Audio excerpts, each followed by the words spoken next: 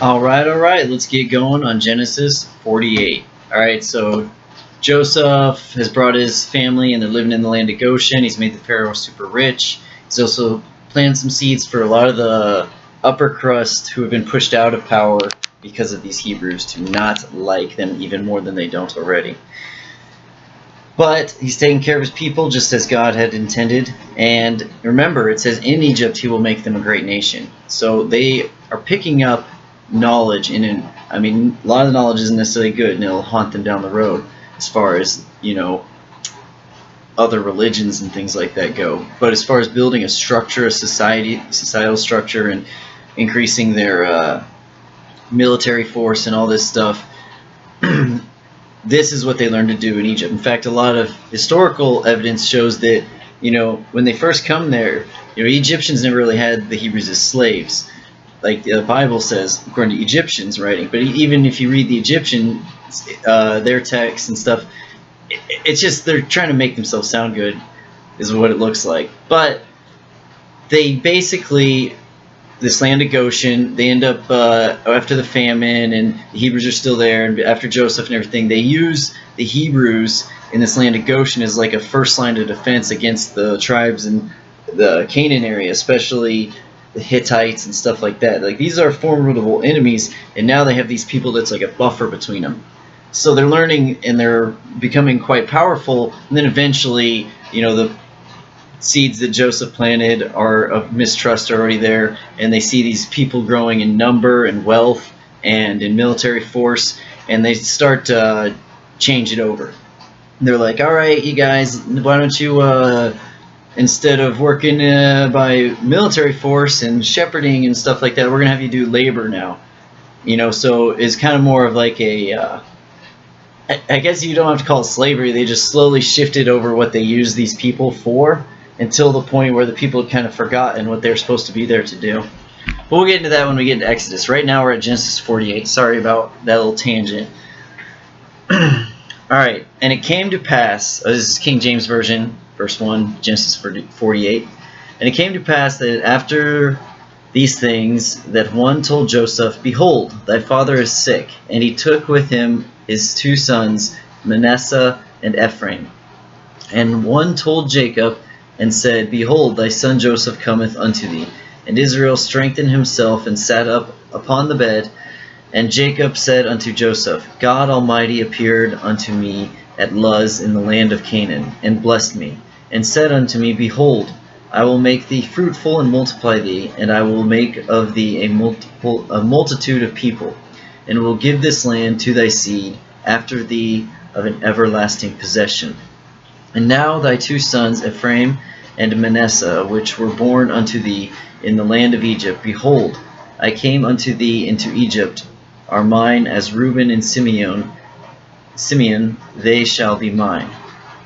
So he's taking, even though Joseph's sons were born in Egypt, he's basically saying they are taken into my household under my blessing as if they were my own sons, like Reuben and Simeon.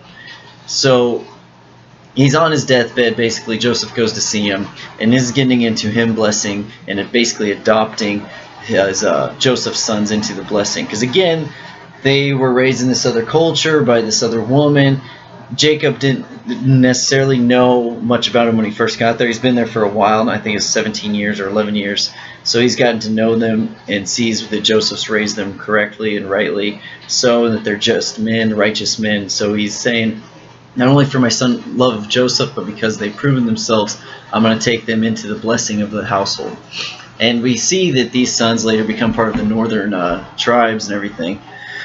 Alright, verse 6, And thy issue which thou begettest after them shall be thine, and shall be called after the name of their brethren in their inheritance. And as for me, when I came from Padan, Rachel died by me in the land of Canaan, in the way when yet there was but a little way to come unto Ephrath. And I buried her there in the way of Ephrath, the same is Bethlehem. Yeah, so Rachel's buried in Bethlehem. And Israel beheld Joseph's sons, and said, Who are these? Joseph said unto his father, They are my sons. So he's old, he's like blind, he's dying. He's just talking about his Joseph's sons. And whom God, these are my sons, they are my sons, whom God hath given me in this place. And he said, bring them, I pray thee, unto me, and I will bless them. Now the eyes of Israel were dim for age. Like I just said. So like, he's just talking about Joseph's sons, even though they're right there. And he's like, who are these two people with you? Now the eyes of Israel were dim for age, so that he could not see. And he brought them near unto him, and he kissed them, and embraced them. And Israel said unto Joseph, I had not thought to see thy face, and lo, God hath shewed me also thy seed. He's like, I didn't even think I'd ever see you again. Now I'm seeing your children. God is blessing me. God has blessed me. You know, you can't really appreciate joyous occasions if you've ever had sorrow or strife in your life. You know, you need the lows to appreciate the highs. And Jacob's definitely had his lows and his highs. And he always blesses God for the blessings that he gets. And Joseph brought them out from between his knees, and he bowed himself with his face to the earth.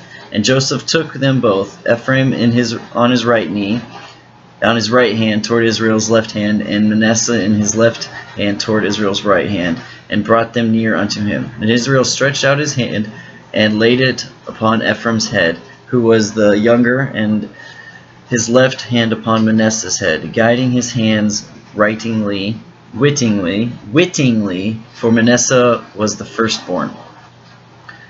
And he blessed Joseph and said, God, before whom my father Abraham and Isaac did walk, the God which fed me all my life long unto this day, the angel which redeemed me from an evil, bless the lads, and let my name be named on them, and the name of my fathers Abraham and Isaac, and let them grow into a multitude in the midst of the earth.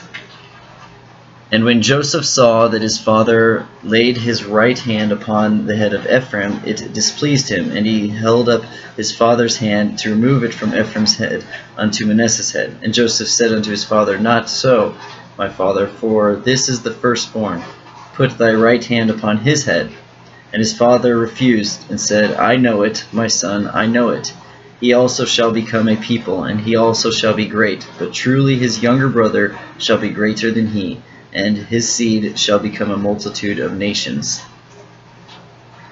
Remember I'm pretty sure, I'm probably looking stupid doing this, but I'm pretty sure it was Joseph's sons that we read about earlier, who they're twins, one reached his hand out ahead of time, then pulled it back in, but before he did, the nurse tied a red ribbon around it, so they'd know that's the firstborn. But then the other one came out first. And so like there's a weird switch there, and it's kind of like Jacob knows what's going on here. I mean, I don't put much stock in the firstborn son stuff, and the Jewish people don't really either, as you can tell, even though they kind of do. But then throughout the scriptures, it's all the heart of the man, as well as Jacob just knows prophecy. God's speaking through him right now. And he knows that, look, both sons are going to be great, even your oldest, but your younger one will be a greater nation. And Joseph is looking at it like, he's my oldest, he's supposed to get the heavier blessing. And Jacob's like, no, it's not really what it's based on. It's not based on elderly. It's based on the heart of the man and how they're going to continue their line and teaching their sons and grandsons how to be good men.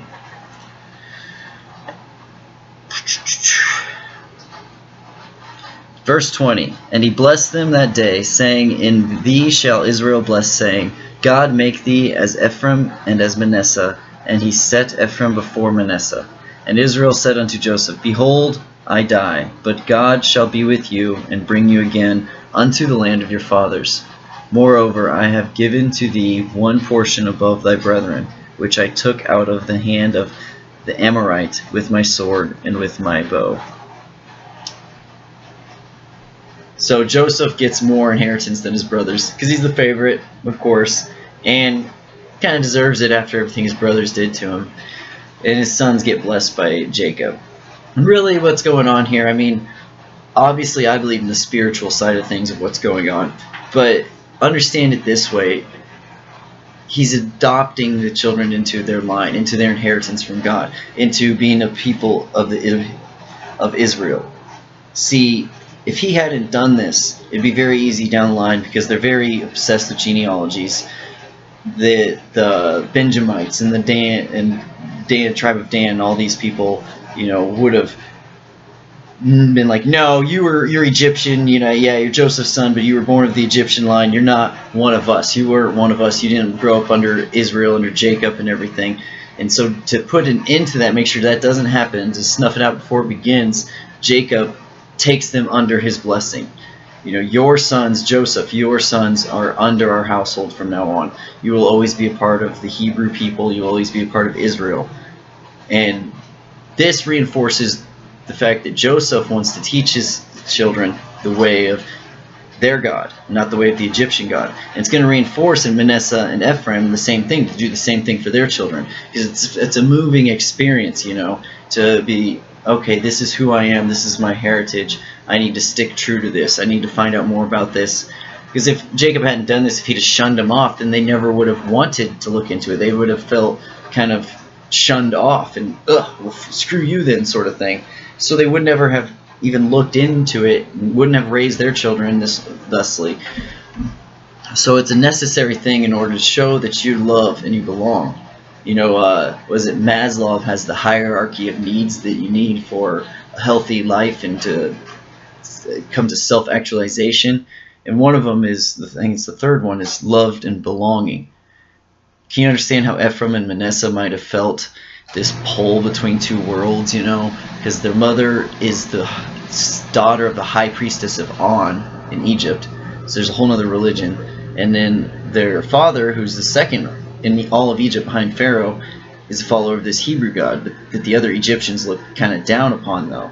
So they're being pulled in these two directions. But now they see that their father, whom they respect, has his own family and his own people, and they're adopted into that. It's going to make them want to be a part of that more so, versus the slightly shunned aspect that they get from Egyptians. Because to the Egyptians, even though they're Joseph's children and all this stuff, they're never quite accepted because they are still Hebrew. They're not Egyptian, not full-on Egyptian.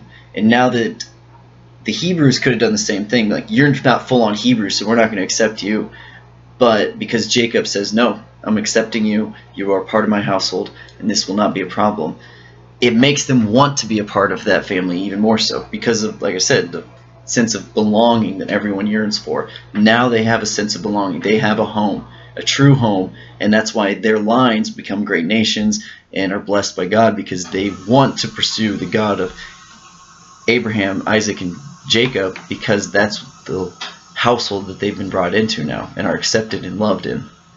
And that's the main message that I get from this, is you need to understand the importance of having a sense of community. So many people will just latch on to whatever it is around them, whether it's good or bad. And you see this is how gangs recruit kids, is because of they don't really have a sense of family in their home, so they will latch onto this brotherhood of people who always have your back, but you have to do bad things for them, you see. And this is gang mentality. It's how you recruit kids to be a part of your gang. And this is how people will, I mean, predators, this is how they get kids. They, oh, you don't feel accepted or welcomed, and then they get it to be your friend, and I'll be friends with you. You need to have a strong sense of family. If you don't have a strong sense of family, find a good church. If you find a good community, whether it's, and all these things can be corrupted, church can be corrupted, even the family can be corrupted, but find something that's good that you can be a part of. If you're a child, 4-H was a great thing. I always liked that. I never did it, but lots of people I know did Boy Scouts. There's another good thing. Girl Scouts. Find something. Don't just identify as that one thing, but find something where you can be in a group and belong. And the best thing that you can be a part of is Christ's family. There's where you'll get your truest sense of belonging. That's the thing you're really yearning for. You're not really just yearning for friends. You're yearning for Christ, even if you don't realize it. Because that sense of belonging, I need to belong to something, it can be used to pull you in the wrong direction. It really can. I gotta belong to something. I gotta be a part of something. But if you already know that you belong to Christ, then you can use it as a good thing. Okay, I need to do more in the name of Christ. So I'm going to join this organization. I'm going to go out for this sport. I'm going to do this volunteer thing. I'm going to be a member of this group. And if you're living for Christ, you'll always have that sense of belonging. And these things will spread your glory to the world. But if you're looking for a sense of belonging just from these groups, you know, I'm on the track team, or I'm on the football team, or I'm a member of this, or I'm a Freemason, or whatever the group it is, it's the sense of belonging you're looking for, but you have to find that through Christ first. And this is what happens. These Ephraim and Manasseh needed a sense of belonging. They weren't getting it from the Egyptian side fully, weren't getting it from the Hebrew side fully. Jacob says, no, we're going to give it to you. You're a member of our family. Follow in Christ and walk in the ways of the God of Abraham and Isaac, which is Christ, and you are blessed under our household. You are accepted. You now belong somewhere and have a sense of family, true family. All right, hopefully that was understood. It makes sense in my head. I don't know if it always does to everyone else, but have a wonderful morning, afternoon, evening, or good night. God bless.